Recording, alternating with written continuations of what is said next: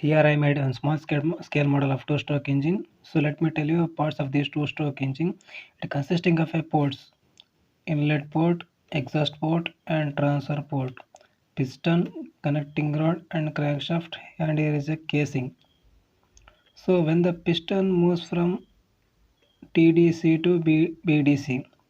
So let me tell you what's the TDC and BDC.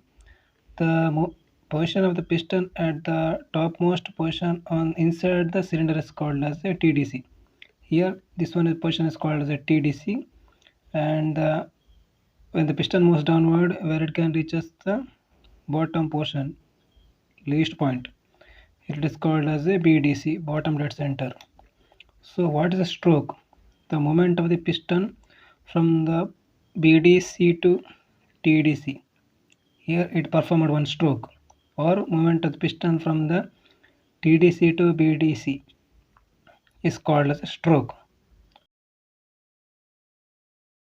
When the piston moves from TDC to BDC, it closes the transfer port and exhaust port. The inlet port is open. The air fuel mixture comes into the casing through inlet port.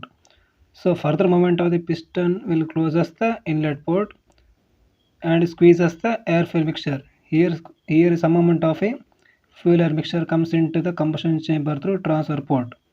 So when the piston moves from bottom dead center to the top dead center, it closes the transfer port, exhaust port. Further movement of the piston compresses the air fuel mixture. So compressed air fuel mixture ignited through spark plug. So this ignited air fuel mixture pushes the piston downward.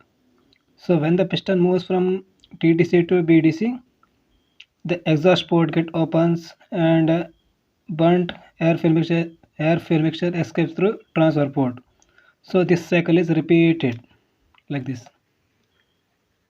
In two-stroke engine, the intake stroke and compression stroke performed in a single stroke or first stroke. The power and the exhaust stroke performed in a second stroke. So that's why it's called as a two-stroke engine.